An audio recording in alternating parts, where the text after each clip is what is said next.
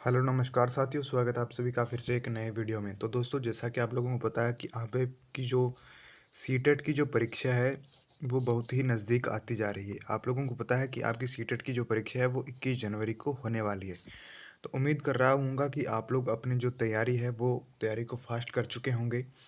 और हम लोग आज से हिंदी पेडागोगी जो है उसके बारे में जो आगे 15 में से 15 मार्क्स दिलाने वाली सीरीज चालू कर रहे हैं, प्रेरणा सीरीज इसको हम बोल रहे हैं। ये प्रेरणा सीरीज का पहला लेक्चर है जिसके अंदर हम 5 क्वेश्चन पहले very very simple question discuss करने वाले हैं, 5 क्वेश्चन। और उसके बाद में जो 40 क्वेश्चन है वो हम पीवाईक्यू डिस्कस करने वाले हैं, जो कि आपके प्रीवियस ईयर क्वेश्चंस आए हुए हैं। और ये बहुत मोस्ट इंपॉर्टेंट क्वेश्चंस है जो कि आपके परीक्षा में आप लोगों को सहायता प्रदान करने वाले हैं। तो दोस्तों, वीडियो की शुरुआत करते हैं। और वीडियो की शुरुआत करने से पहले आप सभी लोगों से विनती है कि अगर आप लोग इस चैनल से नहीं जुड़े हो तो जुड़ जाना, क्योंकि ऐसे ही वीडियोस आप लोगों के लिए यहाँ पर मैं लाता रहता हूँ। तो चलिए दोस्तों, वीडियो की शुरुआत करते हैं। तो पहला क्वेश्चन है कि अतीत के चलचित्र के रचयिता कौन है। आप सभी लोगों को पता है कि जो हमारी महादेवी वर्मा एक बहुत ही अच्छा लेखिका हुई हैं, उन्होंने इसकी जो है रचना की थी। जो अतीत के चलचित्र हैं उनकी रचना किसने की? महादेवी वर्मा ने की। ठीक है, 5 क्वेश्चन बिल्कुल इजी डिस्कस करने वाले हैं। हिंदी पेडागोगी है, यहाँ पर पेडागोगी लिखा हुआ है तो आप इसको गोगी कर लीजिएगा। ठीक है, दूसरा क्वेश्चन है शिवा बावनी के रचनाकार है। शिवा बावनी के रचनाकार कौन है? तो शिवा बावनी के रचनाकार हो जाएंगे आपके भूषण साहब। ठीक है, भूषण जो है वो आपकी शिवा बावनी के रचयिता है। 2 नंबर क्वेश्चन किया हमने। अब बढ़ते हैं तीसरे नंबर के क्वेश्चन की तरफ। ठीक है, तीसरा नंबर क्वेश्चन आप लोग देख सकते हो कि प्रेम पचीसी के लेखक हैं। प्रेम पचीसी जो है वो किसने लिखी है? प्रेम पचीसी जो हमारे जो प्रेमचंद साहब हैं उन्होंने लिखी है। जो मुंशी प्रेमचंद है वही ये नाम है। आप यहाँ पर सीधा प्रेमचंद लिखा है तो आप समझिएगा कि ये मुंशी प्रेमचंद का नाम है। ठीक है, मुंशी प्रेमचंद का ये नाम है। इसके बाद में 4 नंबर क्वेश्चन की तरफ बढ़ते हैं। 4 नंबर क्वेश्चन क्या कह रहा है कि रंगभूमि के उपन्यास जो है, रंगभूमि एक उपन्यास है, उसके लेखक कौन है? तो रंगभूमि जो हमारा उपन्यास है उसके लेखक भी कौन है? प्रेमचंद है। ठीक है, जो ये भी हमारे क्या है, मुंशी प्रेमचंद हो जाएंगे। ठीक है, 5 न ये देखिए, यहाँ पर लिखा भी हुआ है कि ये टीजीटी परीक्षा 2013 के अंदर आया हुआ क्वेश्चन, यानी कि मैं यहाँ पर ये तो चलो सिंपल क्वेश्चन थे, ये भी परीक्षाओं में आए हुए हैं। ठीक है, 5वां नंबर क्वेश्चन क्या है? 5 नंबर क्वेश्चन है कि प्रेम सागर के रचयिता का नाम बताइए। प्रेम सागर जो है वो किसने लिखी है? तो यहाँ पर हमारा ऑप्शन हो जाएगा बी। और ये बहुत ही मोस्ट इंपॉर्टेंट क्वेश्चन थे जो मैंने आप लोगों को 5 क्वेश्चन यहाँ पर करवाए। ठीक है, तो अब हम आगे की तरफ बढ़ते हैं। जो आपके पी वाई क्यूज़ हैं, यहाँ पर हम लोग 40 पी वाई क्यूज़ डिस्कस करने वाले हैं जो कि आपके एग्ज़ाम में आपको हेल्प करेंगे। ठीक है, और ये मोस्ट इंपॉर्टेंट है क्योंकि पी वाई क्यूज़ हैं। ठीक है, तो निम्नलिखित पहला क्वेश्चन यहाँ पर ये लिखा हुआ है कि निम्नलिखित में से कौन सी कृति प्रबंध काव्य है? ठीक है, कौन सी कृति प्रबंध काव्य है? तो यहाँ पर इसका ऑप्शन ए हो जाएगा। जो रामचरितमानस है वो एक प्रबंध काव्य है। ठीक है, इसके अलावा आंसू दिया हुआ है यहाँ पर बिहारी रत्नाकर है, एक कंठ विषयी है। तो ये सभी ऑप्शन आपके गलत हो जाएंगे। ऑप्शन नंबर 1 आपका सही आंसर हो जाएगा। और आप लोग यहाँ पर देख सकते हो कि ये टीजीटी परीक्षा 2003 के अंदर प्रश्न आया हुआ है, यानी कि पी वाई क्यू है, यानी कि हम डिस्कस कर रहे हैं। ठीक है, 2 नंबर क्वेश्चन है कि इनमें से कौन सा भक्ति काल का कवि नहीं है? जो भक्ति काल से संबंधित है वो कवि नहीं है। तो नाबादास तो थे भाई, नंददास भी थे और रस खान भी थे। यहाँ पर अमीर खुसरो जो है वो भक्ति काल से संबंधित नहीं थे। अमीर खुसरो किसके टाइम थे? अकबर के टाइम थे ना, अकबर के टाइम थे या फिर उसके टाइम थे। हम हिस्ट्री को ज़्यादा डिस्कस नहीं करेंगे। और ये भी आपका टीजीटी परीक्षा 2003 और 7 के अंदर रिपीट हुआ है, यानी कि जो पी वाई क्यूज़ हैं वो रिपीटेड भी होते हैं। ठीक है, बिहारी किस राजा के प्रतापी दरबारी कवि थे? जो बिहारी थे वो किसके थे? यानी कि जयपुर के राजा जो जयसिंह थे उनके दरबारी कवि थे। जयपुर के राजा थे जयसिंह, उनके जो है दरबारी कवि थे बिहारी। ठीक है, आप लोगों को यहाँ पर सी ऑप्शन कर लेना है। 4 नंबर क्वेश्चन में क्या है कि निराला को कैसा कवि माना जाता है? निराला को जो है वो अवसरवादी कवि माना जाता है, पलायनवादी या क्रांतिवादी या भाग्यवादी? किस प्रकार का उन्हें कवि माना जाता है? तो आप लोगों को यहाँ पर ध्यान रखना है कि जो हाँ, आप लोगों ने थ्योरी के अंदर पढ़ा होगा कि उनको क्रांतिवादी कवि माना जाता है। जो आपके निराला साहब हैं उनको जो क्या माना जाता है?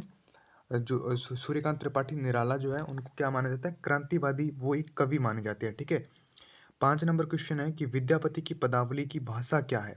जो विद्यापति जो एक राइटर है, लेखक है, उनकी जो पदावली है उनकी भाषा क्या है? ठीक है, जैसे आपने पढ़ा होगा कि मीरा की जो पदावली थी उसकी भाषा ब्रज भाषा थी, ठीक है। कबीर की जो पदावलियाँ थी वो किस भाषा में थी, आप लोग जानते हो, ठीक है। यहाँ पर भी ऐसे लिखा हुआ है कि विद्यापति की पदावली की भाषा क्या है, तो उसकी भाषा थी मैथिली, ठीक है। आप आज भी आप लोग पढ़ते होंगे, ये जो है प्रश्न आया हुआ है पदावली वाला बैंक परीक्षा 2012 के अंदर, ठीक है। आप लोग यहाँ पर देख सकते हो, ठीक है, कि कौन कौन सा प्रश्न कौन कौन सी परीक्षा में आया हुआ है, वो हम लोग डिस्कस करते रहेंगे साथ साथ में। 6 नंबर क्वेश्चन है कि हिंदी कथा साहित्य में सर्वाधिक प्रसिद्ध कहानीकार कौन है, तो मुंशी प्रेमचंद जो है वो हिंदी कथा साहित्य में सर्वाधिक प्रसिद्ध कहानीकार हैं, ठीक है। इसके बाद में 7 नंबर क्वेश्चन है कि तोड़ती पत्थर कैसी कविता है। जो तोड़ती पत्थर आप लोगों ने कविता सुनी होगी वो यथार्थवादी कविता है, ठीक है। कौन सी कविता है, यथार्थवादी कविता है, ठीक है। इसके बाद में 9 नंबर क्वेश्चन 8 नंबर क्वेश्चन देखते हैं हम कि हिंदी साहित्य के इतिहास के सर्वप्रथम लेखक का नाम क्या है। जो हिंदी साहित्य है उसको जो प्रथम जो राइटर का नाम होता है वो जॉर्ज ग्रियर्सन का आता है, ठीक है। आप लोगों ने बहुत बार पढ़ा होगा कि हिंदी साहित्य के जो लेखक हैं वो सर्वप्रथम किस लेखक का नाम आता है, तो जॉर्ज ग्रियर्सन का ही नाम आता है। वापसी किस विद्या में लिखी गई कृति है। जो वापसी है वो किस विद्या के अंदर लिखी गई कृति है, तो वो कहानी विद्या के अंदर लिखी गई जो कृति है, ठीक है। बी ऑप्शन आपका यहाँ पर सही हो जाएगा, ठीक है। इसके बाद में आपका 10 नंबर क्वेश्चन आता है। इसके बाद में आपका जो 10 नंबर क्वेश्चन आता है, रीतिकाल के कवि नहीं है। रीतिकाल के कवि कौन नहीं है, तो आपके नाथू शंकर शर्मा नहीं है, बाकी वृंद आपके रीतिकाल के कवि हैं। बख्शी हंसीराज भी हैं और गुरु गोविंद सिंह भी है, ठीक है। गुरु गोविंद सिंह भी एक अच्छे राइटर हुए थे, आप लोगों को पता होगा। इसका ऑप्शन हो जाएगा आपके ऑप्शन नंबर ए। इसके बाद में है 11 नंबर क्वेश्चन, किस कवि को कठिन काव्य का प्रेत कहा जाता है। किस कवि को कठिन काव्य का प्रेत कहा जाता है, तो केशव दास को कठिन काव्य का प्रेत कहा जाता है। ये आपके क्वेश्चन आया हुआ है पीजीटी 2006 और 10 के अंदर, यानी कि ये भी एक रिपीटेड क्वेश्चन है। और जो रिपीटेड क्वेश्चन होते हैं वो बार बार एग्जाम में पूछे जाते हैं, क्या पता कि आपकी सीटेट की परीक्षा में भी ये क्वेश्चन रिपीट हो जाए, ठीक है। इसके बाद में है कि साधारणीकरण शब्द के आविष्कारकर्ता आचार्य का नाम क्या है। जो साधारणीकरण शब्द है उसका जो किसने आविष्कर्ता है, वो चंद्रो आचार्य कौन से थे, तो वो भट्टनायक थे, ठीक है। आप लोगों को यहाँ पर याद रखना है, भट्टनायक जो थे वो आप लोगों को यहाँ पर ऑप्शन नंबर ए याद रखना है। इसके बाद में 13 नंबर क्वेश्चन है कि रीतिकाल का वह कौन सा कवि है जो अपनी मात्र एक कृति से हिंदी साहित्य में अमर हो गया, तो वो आपके बिहारी हैं, आप लोगों को याद रखना है, ठीक है। कौन सी है वो हम लोग डिस्कस कर चुके हैं। 14 नंबर कौन है, कबीरदास की रचनाएं निम्नलिखित में से किस कृति में संकलित है। जो कबीरदास है उनकी रचनाएं निम्नलिखित में से किस कृति में संकलित है, तो आप लोगों को यहाँ पर ध्यान रखना है कि बीजक में जो है संकलित है, ठीक है। इसके बाद में बीजक यानी कि उनकी एक क्या है, एक ग्रंथ है उनका, उसके अंदर जो है ये संकलित है, ठीक है। चंद्र बरदाई किसके दरबारी कवि थे, तो आप लोगों को ध्यान रखना कि चंद्र बरदाई पृथ्वीराज चौहान के दरबारी कवि थे। ये भी आपके क्वेश्चन आया हुआ है पीजीटी परीक्षा 2006 के अंदर। इसके बाद में है 16 नंबर क्वेश्चन, मलिक मोहम्मद जायसी को जायसी कहा जाता है क्योंकि वे थे, यानी कि यहाँ पर लिखा हुआ है कि उनको जायसी क्यों कहा जाता था, तो जायस नामक स्थान के निवासी होने के कारण उनको जायसी कहा जाता था। जैसे आप लोगों ने फरीद सरिया, कोटपुरिया ऐसे नाम सुना होगा, सुरतगढ़िया, मतलब ऐसे नाम सुने होंगे। तो मलिक मोहम्मद जायसी क्योंकि वह जायस नामक स्थान से थे तो उनको जायसी जायसी करके पुकारा जाने लगा, ठीक है। आप लोगों को यहाँ पर ध्यान रखना है, और ये क्वेश्चन आया हुआ है पीजीटी परीक्षा 2006 और 11 के अंदर, ठीक है। इसके बाद में नेक्स्ट क्वेश्चन की तरफ बढ़ते हैं। 17 नंबर क्वेश्चन आप लोग यहाँ पर देख सकते हो, स्लाइड नंबर हमारे साथ आ चुके हैं। निर्गुण भक्ति काव्य के प्रमुख कवि कौन है, तो यहाँ पर ऑप्शन नंबर सी आप लोगों को यहाँ पर ध्यान रखना है, जो कि बहुत ही मोस्ट इंपॉर्टेंट है। कबीरदास जो है भक्ति काव्य के यहाँ पर लिखा हुआ है, तो कबीरदास को आपको टिक करना है, ठीक है। इसके बाद में आता है अष्टछाप में सर्वश्रेष्ठ भक्ति कवि के रूप में किसका नाम लिया जाता है। ये रेलवे परीक्षा 2013 के अंदर आया हुआ है, और इसका जो है भक्ति कवि के रूप में जो है अष्टछाप वो है सूरदास को आप लोगों को ध्यान रखना है, ठीक है। इसके बाद में आता है 19 नंबर क्वेश्चन, आंचलिक रचनाएं किससे संबंधित है। आंचलिक रचनाएं किससे संबंधित है, तो आप लोगों को ध्यान रखना है देश विदेश से भी नहीं है, लोक विशेष से भी नहीं है, जाति विशेष से भी नहीं है, और ये जो है वो क्षेत्र विशेष से है, ठीक है। क्षेत्र विशेष से इनका संबंध आता है। 20 नंबर क्वेश्चन है कि किसी भी निबंध को उल्लेखनीय बनाने के लिए व्यक्तिकता का गुण होना आवश्यक है, इसका अर्थ है। इसका अर्थ ये है कि निबंध पर जो निबंधकार के व्यक्तित्व की सुस्पष्ट छाप होना है, यही इसका आंसर हो जाएगा, आंसर नंबर 1। क्योंकि ये जो ऑप्शन है आपके गलत लिखे हुए हैं कि निबंध में प्रत्येक पात्र के चरित्र को बारीकी से उभारना, ये कोई भी ज़रूरी नहीं होता। निबंध का एक विशिष्ट उद्देश्य होना चाहिए, ये भी नहीं हो सकता, क्योंकि ऐसा होना ज़रूरी नहीं है। निबंध में आदोपंत उसी विषय का निर्वाह हो जिस पर वह आधारित हो, ठीक है, ये भी नहीं हो सकता। तो यहाँ पर ऑप्शन नंबर आपका ए राइट हो जाएगा, आप लोगों को ध्यान में रखना है। और ये आपकी पीजीटी परीक्षा 2006 के अंदर आया हुआ क्वेश्चन है, ठीक है। इसके बाद में आप लोग 21 नंबर क्वेश्चन की तरफ बढ़ते हो, तो आप लोग पाते हो कि कवि नागार्जुन का वास्तविक नाम क्या है।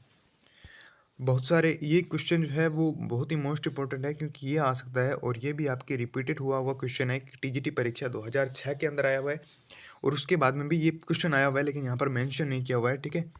तो यहाँ पर जो इसका आंसर हो जाएगा वो वैद्यनाथ मिश्र हो जाएगा, ये आप लोगों को ध्यान रखना है। और ये मैं क्वेश्चन बार बार रिपीट भी कराता रहूँगा, जब आगे वाले जो लेक्चर्स आएंगे उसके अंदर आप लोगों को रिपीट भी आप लोगों को ये क्वेश्चन मिलने वाले हैं। 22 नंबर क्वेश्चन है, रश्मिरथी का नायक कौन है। रश्मिरथी जो है उसका नायक कौन है, तो उसका नायक है जो कर्ण। आप लोग जानते हो कि ये उसी पर आधारित है, ठीक है। इसके बाद में है, कलाधर उपनाम से कविता रचते थे। जो कलाधर है वो किसका उपनाम से है, और मतलब कौन जो है राइटर कलाधर नाम से रचयिता रचता था, तो आपके जयशंकर प्रसाद जो है वो कलाधर नाम से कविता रचते थे, ठीक है। इंदिरापति किसे कहा जाता है। इंदिरापति किसे कहा जाता है, तो इंदिरापति आपके भगवान विष्णु को कहा जाता है, आप लोगों को ध्यान रखना है, ठीक है। जैसे जैसे मैं क्वेश्चन कराता जा रहा हूँ, आप लोगों को बहुत गौर से उनको सुनते रहना है, ठीक है। अमृता प्रीतम किस भाषा की साहित्यकार है। अमृता प्रीतम जो है वो किस भाषा की साहित्यकार है, वो पंजाबी भाषा की साहित्यकार है, ठीक है। 26 नंबर क्वेश्चन है कि निम्नलिखित में से कौन व्यंग्य लेखक है। निम्नलिखित में से कौन व्यंग्य लेखक है, तो आपकी हरिशंकर जो परसाई है वो व्यंग्य लेखक है, ठीक है। आप लोगों को डी नंबर ऑप्शन यहाँ पर करेक्ट कर लेना है, और ये आपकी पीएसआई जो एसआई भर्ती है 2002 के अंदर आया हुआ क्वेश्चन है, ठीक है। अगर कोई प्रश्न छूट जाए तो आप लोग नीचे कमेंट कर देना, क्योंकि मैं बाद में कमेंट में पिन कर दूंगा, ठीक है। हिंदी का प्रथम गद्यकार कौन है, तो आप सभी लोग जानते हो इनका नाम, तो ये तो बहुत ही मतलब बार बार आता हुआ क्वेश्चन है। आप लोगों ने मॉक टेस्ट के अंदर भी ये मतलब दिया होगा कि राजा शिव प्रसाद सितारे हिंद जो है वो हिंदी के प्रथम गद्यकार हैं, ठीक है। 28 नंबर क्वेश्चन है, हिंदी साहित्य के आधुनिक काल को किस नाम से अभिहित किया जाता है। जो हिंदी साहित्य के आधुनिक काल को है वो किसके नाम से बोला जाता है, तो वो आपकी गद्य काल, हम ऐसा मानते हैं कि गद्य काल है, ठीक है। इसके बाद में 29 क्वेश्चन की तरफ बढ़ते हैं। प्रेमचंद की अधूरे उपन्यास का नाम क्या है। प्रेमचंद का अधूरा उपन्यास है जो मंगलसूत्र है, ठीक है, यानी कि ये अधूरा रह गया था। इसके बाद हमने पहले डिस्कस किया था, रंगभूमि भी है, सेवा सदन भी है, गबन भी है, गोदान भी है, ये सारी सारी रचनाएं मुंशी प्रेमचंद की है, ठीक है। और ये वाला जो क्वेश्चन है कि प्रेमचंद का जो अधूरा उपन्यास है, ये क्वेश्चन भी रिपीटेड होता हुआ आपको नजर आ रहा है कि ये जो पीजीटी परीक्षा 2001 के अंदर भी आया था, 2009 के भी अंदर आया है। 30 नंबर क्वेश्चन है कि महादेवी वर्मा ने अधिकांश रचनाएं किस विद्या में की है। महादेवी वर्मा है वो कविता लिखती थी, ठीक है। इसके बाद में 31 नंबर क्वेश्चन, थोड़ा सा मैं उसको स्लाइड को ऊपर कर लेता हूँ, और यहाँ पर आप लोगों को ध्यान से दिख रहा होगा कि कवि कालिदास की जो अभिज्ञान शाकुंतलम है, अभिज्ञान शाकुंतलम किसकी है, कवि कालिदास की है। आप लोगों को यहाँ पर भी ध्यान रखना होगा। का हिंदी अनुवाद किसने किया था, तो वो राजा लक्ष्मण सिंह ने उसका हिंदी अनुवाद किया था। लेकिन ये क्वेश्चन बन सकता है कि अभिज्ञान शाकुंतलम के रचयिता कौन थे, वो कवि कालिदास थे, ठीक है, क्योंकि यहाँ से प्रश्न बनता है, ठीक है। इसके बाद में है, विश्वामित्र की तपस्या किसने भंग की थी, तो वो मेनका ने जो है वो विश्वामित्र की परीक्षा भंग की थी। साधारणतः आपकी क्वेश्चन में ऐसे क्वेश्चन नहीं आते, ठीक है, भले ही ये एक बार आया हुआ है तो एक बार ही आया होगा, ये आप लोग चलिएगा, ठीक है। हिंदी साहित्य के किस काल को स्वर्ण काल कहा जाता है, तो भक्ति काल को जो है हिंदी साहित्य का स्वर्ण काल माना जाता है। ऑप्शन नंबर बी आपका करेक्ट आंसर हो जाएगा। 34 नंबर क्वेश्चन है कि पृथ्वीरासु किस काल की रचना है। पृथ्वीरासु जो है वो किस काल की रचना है, तो वो आदि काल की जो है वो पृथ्वीरासु जो है वो रचना है, ठीक है। 35 नंबर क्वेश्चन है कि उपन्यास सम्राट किसकी उपाधि है। उपन्यास सम्राट किसकी उपाधि है, तो वो आपके प्रेमचंद की जो है उपन्यास सम्राट उपाधि है, ठीक है। 36 नंबर क्वेश्चन देखते हैं कि श्रद्धा किस कृति की नायिका है। श्रद्धा कामायनी की जो है वो कामायनी कृता की नायिका है।